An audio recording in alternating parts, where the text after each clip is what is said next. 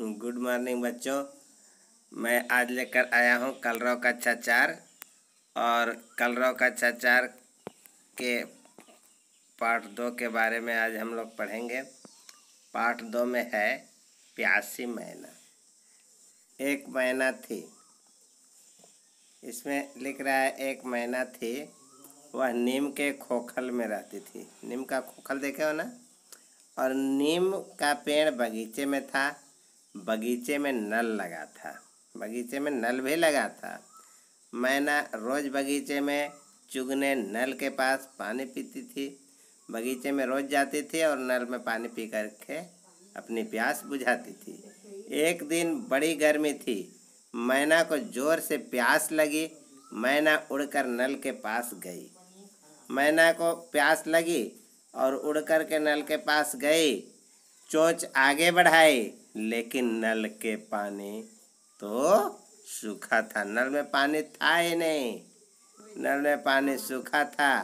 निराश होकर मैना वहाँ से उड़ी और आम के पेड़ पर जाकर बैठ गई। आम के पेड़ पर जाकर बैठे तो कौन मिला उसे? एक तोता मिला। और तोता से मैना ने पूछा, भाई मुझे बड़ी जोर की प्यास लगी है, पानी कहाँ मिलेगा? किसने पूछा? मैना ने। किससे पूछा? तोता से पूछा कि मुझे बड़ी जोर की प्यास लगी है, पानी कहाँ मिलेगा? आगे बच्चों देखिए, यहाँ बगीचा है और तोता क्या बोला? तोता बोला, पास की जामुन के पेड़ के नीचे घड़ा रखा है, चलो वहीं चलकर पानी पीते हैं। मैना और तोता उड़कर जामुन के पेड़ के नीचे, घड़ा तो था लेकिन खाली था। क्या हुआ? अब उन लोगों को पानी जब नहीं मिला, वो घड़ा भी खाली था, तो वहाँ कौन दिखाई दिया? कबूतर। मैना फिर कबूतर से पूछा, भाई पानी पीने के लिए कहाँ पानी मिलेगा? पीने के लिए पानी कहाँ मिलेगा? कबूतर ने कहा, वह लाल ईंटों वाला मकान है। देखिए यहाँ लिखा है वह लाल ईंटों वाला मकान है ना। उसके आंगन में रोज़ एक आदमी कपड़े धोता है, फर्श की दरारों में पानी जमा हो जाता है, चलो वहाँ चलकर पानी पीते हैं। किसने कहा? ये कबूतर ने कहा। किससे कहा? मैने से कहा। बच्चों मैना तो बहुत प्यासा था। अब क्या हुआ? 3 लोग हो गए। पहले मैना, फिर उसको तोता मिला, तोता के बाद फिर कौन मिला? कबूतर। तीनों साथ साथ उड़ते हुए लाल ईंटों वाले मकान के आंगन में जा पहुँचे। यहाँ देखिए, तीनों एक साथ उड़ते हुए लाल ईंटों वाले मकान के आंगन में जा पहुँचे, लेकिन कपड़े धोने वाला जा चुका था। कपड़े धोने वाला जा चुका था। बच्चों फर्श की दरारों में पानी जो जमा हुई थी वह भी पानी सूख गया था। आगे देखिए, तोता फिर परेशान हुआ, बोला, अरे क्या करें? मैना बोली, मुझे तो जोर की प्यास लगी है, बहुत तेज प्यास लगी थी मैना को। आपको इसीलिए प्यासी मैना इस पाठ का नाम रखा हुआ है। मुझे तो जोर की प्यास लगी है। कबूतर फिर बोला, क्या बोला? चलो कहीं पानी पीते हैं, ढूंढते हैं, चलो कहीं पानी ढूंढते हैं। मैना, तोता और कबूतर तीनों साथ साथ उड़ चले। कुछ देर बाद फिर पीपल के पेड़ पर उतरे। वहाँ बहुत सारी गौरैया बैठी थी। वह सब खूब मज़े से चहक रही थी। कैसे चहक रही थी? चिर चिर चिर। कबूतर गौरैया के पास जाकर बोला, गुटुरगु गुटुरगु, अरे गौरैया क्या बात है, तुम लोग बहुत खुश हो? गौरैया ने बताया, गौरैया ने क्या बताया? हम सब अभी नहा कर आए हैं। कह रहा है कि मैना अचरज से बोली, नहा कर? तुम्हारे नहाने के लिए पानी कहाँ से मिला?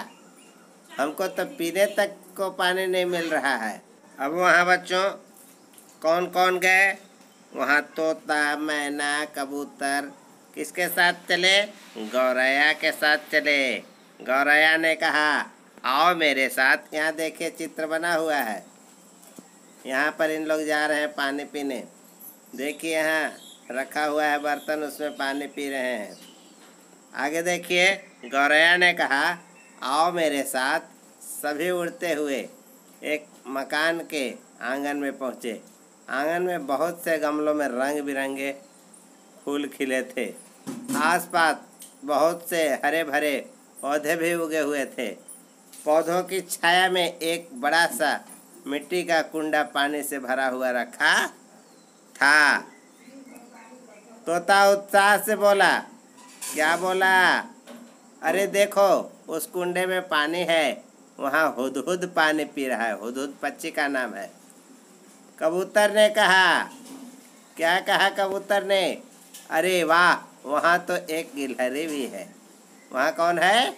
गिलहरी भी है। मैना ने पूछा, यहाँ कुंडा किसने रखा है? गौरैया ने बताया। क्या बताया गौरैया ने? कुंडे को एक छोटी सी लड़की ने रखा है। कुंडे को किसने रखा है? एक छोटी सी लड़की ने। वही इसमें रोज पानी भर देती है। इसमें रोज पानी भर देती है। बच्चों देखिए, मैना, तोता, कबूतर तीनों उड़कर कुंडे के किनारे जा बैठे और जी भर करके पानी पिया। सभी को प्यास लगी थी। सभी लोग पानी पिए बच्चों, और अपनी प्यास बुझाए। आगे देखिए, अभ्यास दिया हुआ है। इस कहानी को आप लोग बहुत बढ़िया से समझ लिए होंगे। सबसे पहले प्यास लगी थी और मैना को प्यास लगी थी। मैना के देखिए शब्दार्थ दिया हुआ है। लिखा है खोखल। खोखल आप लोग जानते हैं, शब्दार्थ मैंने शब्द और अर्थ। इधर शब्द लिखा है और इधर अर्थ लिखा है। खोखल मैंने होता है पेड़ के तने का खोखला भाग। इसमें देखिए अचरज शब्द लिखा है। अचरज, अचरज बने आश्चर्य में। अरे कहते हैं, अरे ये कैसे हुआ? वो आश्चर्य हुआ। फर्श, फर्श देखिए नीचे की जमीन का जो पक्की वाला फर्श है, वो फर्श है जमीन, नीचे की भाग। जमीन को भी आप फर्श कह सकते हैं। भूमि कुंडा, भूमि कुंडा, नाद या मटका। नाद सब लोग देखे हैं, और मटका बहुत बड़ा होता है, बड़ा मुंह वाला, उसको बोलते हैं भूमि कुंडा हमारी ओर। दरार, आगे देखिए, दरार में पानी रहता था। और दरार क्या है? जब जमीन फट जाता है, जब फर्श फटा हुआ रहता है तो उसमें जगह बच जाती, चटकी हुई जगह उसको बोलते हैं। जोश, जोश माने उत्साह होता है। ये देखिए जोश, यहाँ उत्साह। दरार माने चटकी हुई जगह। इसके बाद आप लोगों ने जाना होगा बगीचा। बगीचा में तो सभी लोग जाते हैं। इस समय आम नहीं है, लेकिन नहीं तो आम तोड़ने के लिए बगीचे में ही लोग दौड़ते हैं। हवा चलती है तो आम तोड़ने के लिए कहाँ जाते हैं? बगीचे में। वही बगीचा है, छोटा सा बाग बगीचा। बच्चों आगे हम लोग चलते हैं प्रश्न उत्तर की ओर। बोध प्रश्न उत्तर लिखिए। उत्तर लिखना है ये बोध प्रश्न का। मैना क्यों परेशान थी? आप लोग जानते हैं मैना क्यों परेशान थी? नहीं जानते। मैना परेशान थी? नहीं थी। देखिए आप लोग जानते हैं, बोलिए, ये मैना क्यों परेशान थी? मैना प्यास से परेशान थी। उसे बहुत प्यास लगी थी। और आगे देखिए बच्चों, दूसरा प्रश्न लिखा हुआ है, पानी के लिए तोता मैना को लेकर कहाँ गया? कहाँ गया और क्या हुआ? तो पानी के लिए तोता मैना को लेकर जामुन के पेड़ के नीचे गया था और घड़े में बताया था कि पानी था, लेकिन घड़े में वहाँ जाकर देखा गया तो पानी नहीं मिला बच्चों। तो यहाँ पूछा क्या हुआ, तो पानी वहाँ नहीं मिला। कबूतर ने गुटुरगू करके गौरैया से क्या पूछा कि तुम लोग इतने खुश क्यों हो? कबूतर ने क्या पूछा कि तुम लोग इतने खुश क्यों हो? कबूतर ने गौरैया के पास जाकर गुटुरगू किया और कहा, अरे गौरैया, क्या बात है, तुम लोग तो बहुत खुश हो। गौरैया ने कहा था कि हम सब अभी अभी नहाकर आए हैं। बच्चों, आगे जो प्रश्न दिया हुआ है, मैना को गौरैया की किस बात पर आश्चर्य हुआ? मैना को गौरैया की किस बात पर आश्चर्य हुआ?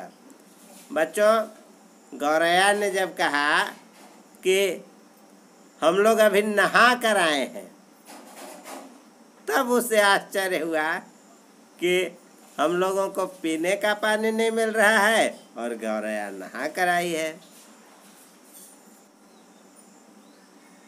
अगला प्रश्न है, कुंडे के पास पहुंचकर गौरैया ने मैना को क्या बताया?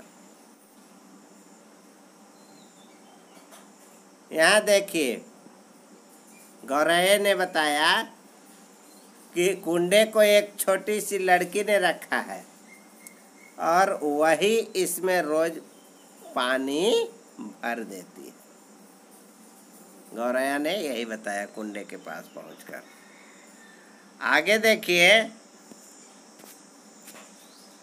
कहानी के आधार पर तेजी से बोलिए और खाली जगह में लिखिए। आप यहाँ खाली स्थान रखा हुआ है, खाली जगह रखा हुआ है। देखिए यहाँ पे ए यहाँ इतना ये सब खाली जगह है।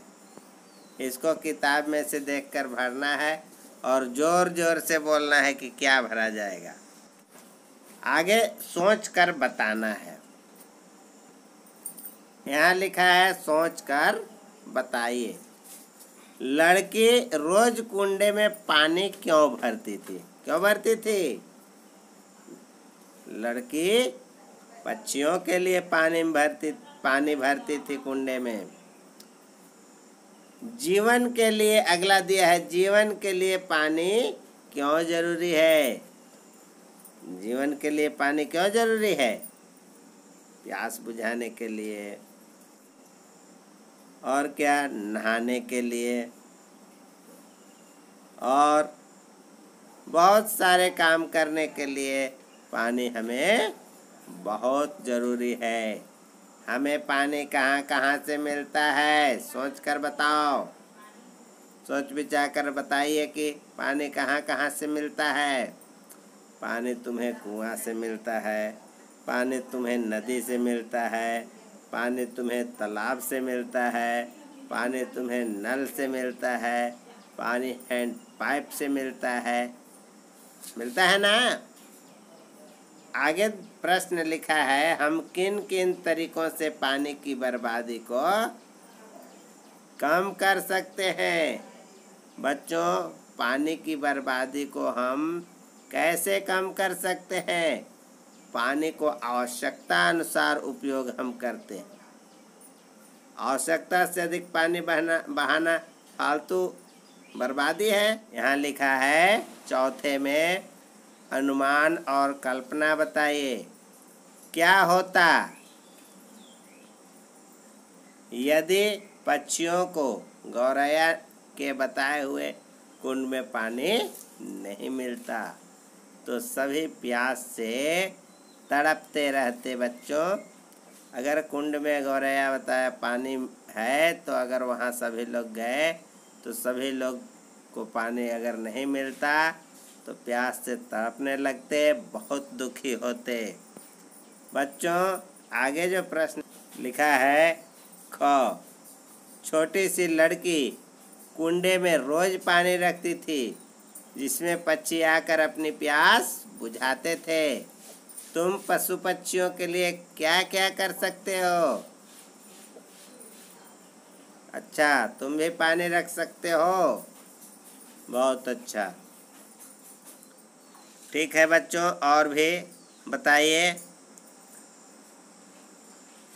आगे देखिए, 3 पर्यायवाची शब्द लिखिए। भाषा के रंग, 5वां जो लिखा है भाषा के रंग, इसमें लिखा है 3 पर्यायवाची शब्द लिखिए। इसमें 3 पर्यायवाची शब्द लिखना है। पानी में लिख सकते हो नीर, जल, वारी लिख सकते हो।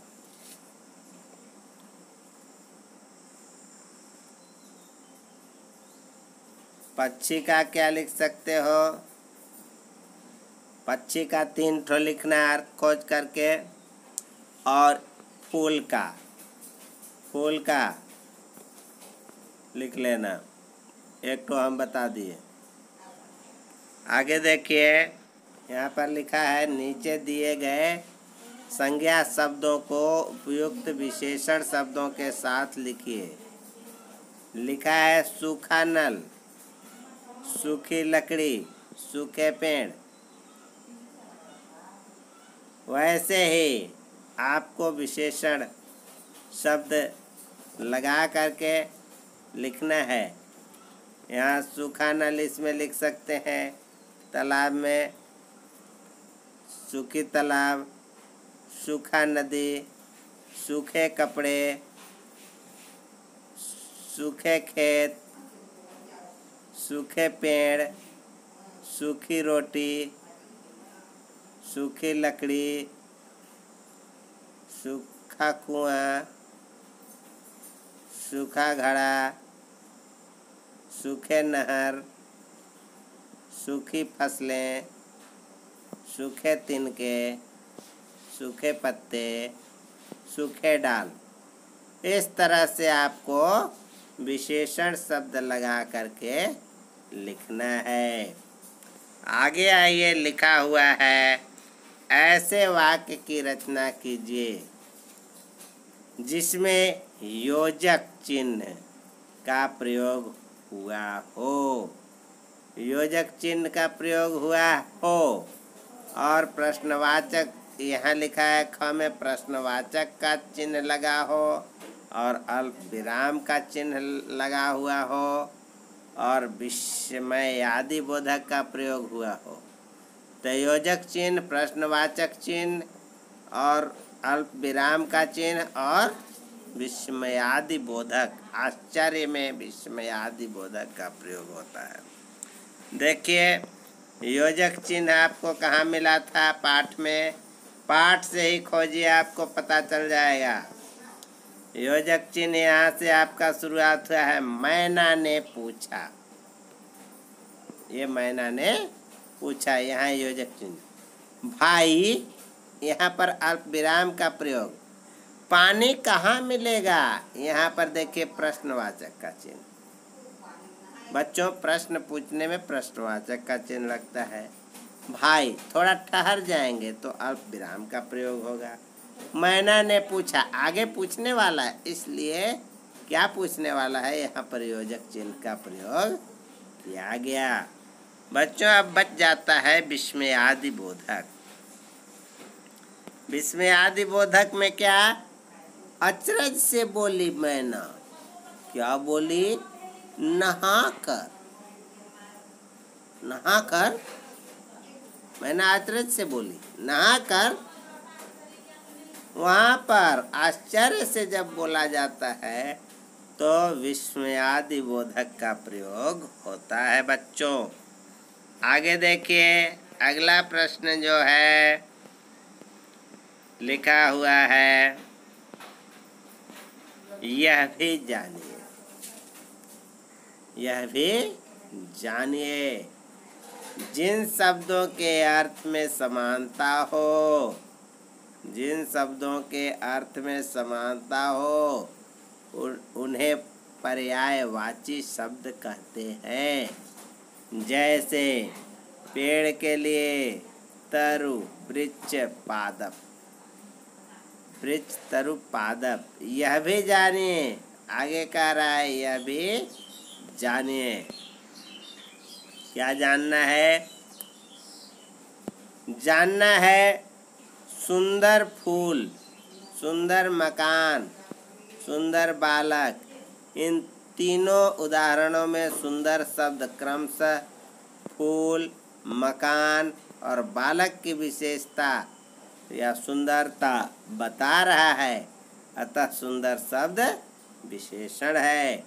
संज्ञा अथवा सर्वनाम शब्द की विशेषता बताने वाले शब्द को विशेषण शब्द कहते हैं।